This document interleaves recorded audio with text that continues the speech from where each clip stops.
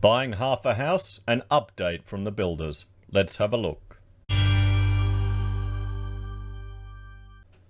Hello everyone, Florian.Heise here and welcome to another episode of HeiseSays. Grab your stein of coffee because we're going to talk about the half a house saga.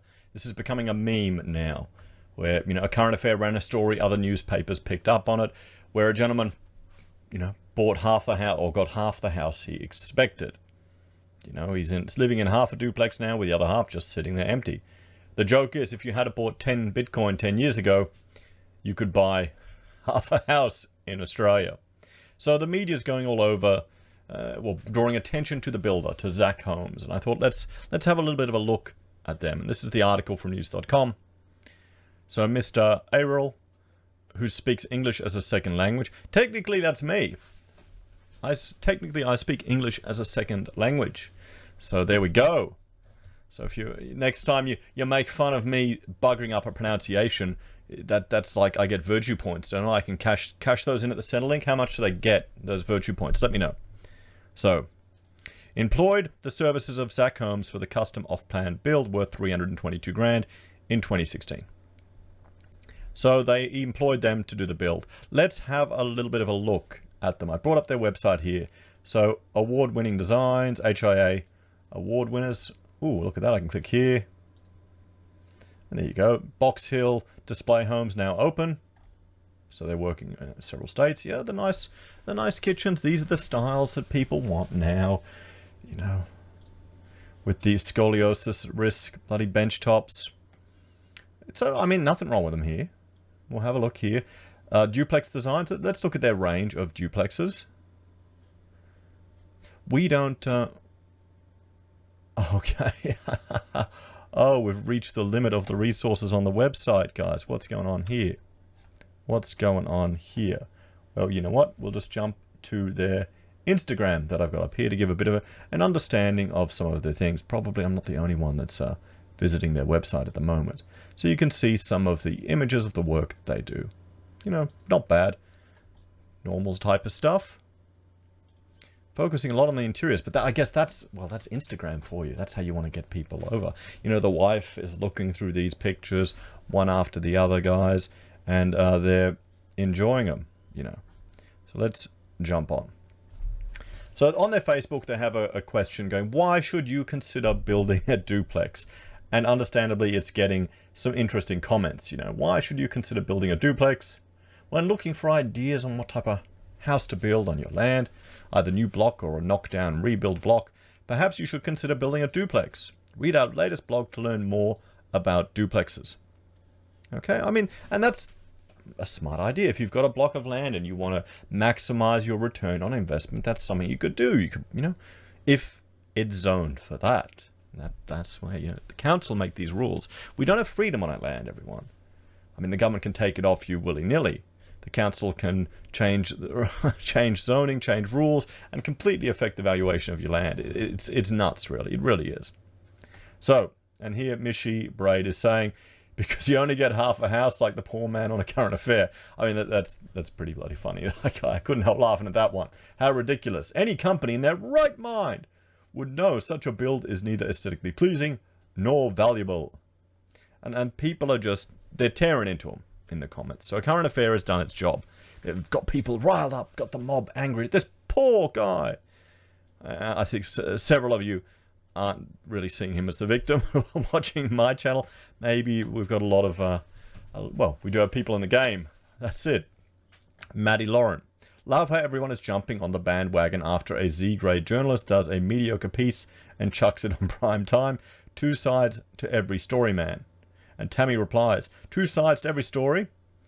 When they dodged the reporter and closed the door and ignored them. That's what a current affair wants. They want to get that image. That they close the door and they'll play music. And do you think that added sound effects?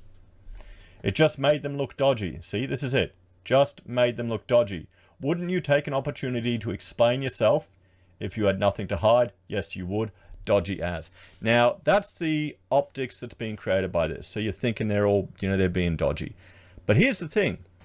If you haven't been through a situation where you're potentially legally liable, you may not realize Zac Homes And they're probably acting on legal advice from either their lawyers or most likely from their insurance brokers.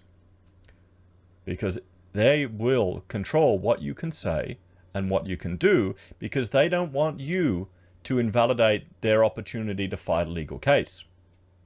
I had this happen to me once. We were working on a project, and we were asked by the client to engage consultants under me. So that's where I'm sitting as the architect up. You know what? I'll get my pen out. I'm sitting as the architect here, clients here. They engage me, and then they ask me to engage certifier, mechanical engineer, electrical engineer, all under me. So the money goes from them to me and goes there to them. I'm trying to draw this with a mouse. That's why it's terrible, but you get the idea. These people are engaged under me. Now what happened was, this is an office fit out. They were decanting staff out of a tower in Brisbane to 4 locations around the city.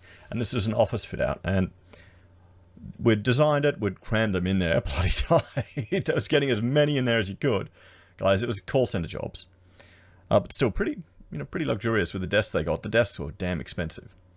And the electrical engineer didn't do the light calculations correctly. So the lighting that they put in the grid, which cost a lot of money, was a little bright. Staff started complaining. They were worried. They were getting headaches. So I was called in. We need to look at how to fix it. And of course, oh, well, they'll go on strike. We'll take legal action against you. And I'm completely on the hook for it all because the engineer works for me. So the fact that they did this stuff up, it's not my fault. I have to depend on their professional advice. I'm not an electrical engineer.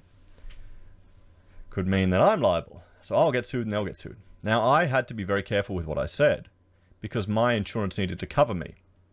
Now, we had a meeting where the client came, the engineer came, and the engineer was so apologetic, saying, sorry, we made a mistake. We'll fix it. We'll fix it. We'll fix it. Now, by saying that, he instantly invalidated his PI and my PI right there. He admitted liability. That's not what they don't want you to do that, because then it means they can't fight it. And the insurance companies, they're not nice guys. They will take anything they can to minimize the cost to them of doing business. So that worked out perfectly well in the end. They just had to move a few lights around and people stopped whinging. It got sorted. It was a valuable lesson to me and showed me the risk that I'm taking on just being a business person, particularly in architecture, particularly when you engage people under you. That's why when the government asks me to do it all the time, I just can't be bothered tendering on their work anymore because it's not worth the risk. But this is why they will do things like shut the door on a current affair, not go out and explain themselves. It may look dodgy to someone who doesn't understand it, but they may be instructed. They may be instructed not to talk or to release only a pre-prepared statement, because you say something wrong, unintentionally, they could be screwed. Okay? So it looks dodgy, but it probably isn't. Honestly, it probably isn't. I feel sorry for them, because this could be enough to really harm their business, completely through no fault of their own. Let's have a look here at an update from the builder. So I reached out to them, because I'm a YouTuber. I thought, why not? Because someone sent me some information they've been putting out there, so I reached out directly. I wanted them to confirm if he owned the block next door in the image or someone else did, if he had an agreement with the party next door, if he was in the country during the construction process, and what were the planning requirements, and why were the planning requirements changed? Because it's painted as the way the article and the media are painting it, that this poor guy, they just changed the plan on him, and he only got half a house. I guarantee you, I would bet you a card that he knew what was happening, or should have known what was happening. So let's look at this update, guys. What they sent me. So it looks like they've sent me the same thing they're sending pretty much everyone. Hey, Florian, we know this is a really bad, I'm assuming, situation for Mr. Ariel and his family. Hopefully this comment will provide some context to this dreadful situation. The disagreement that's causing the holdup is between the certifier and Liverpool City Council. Okay? It's the council. Always is. And we're working hard with them both to try and rectify the situation as quickly as possible.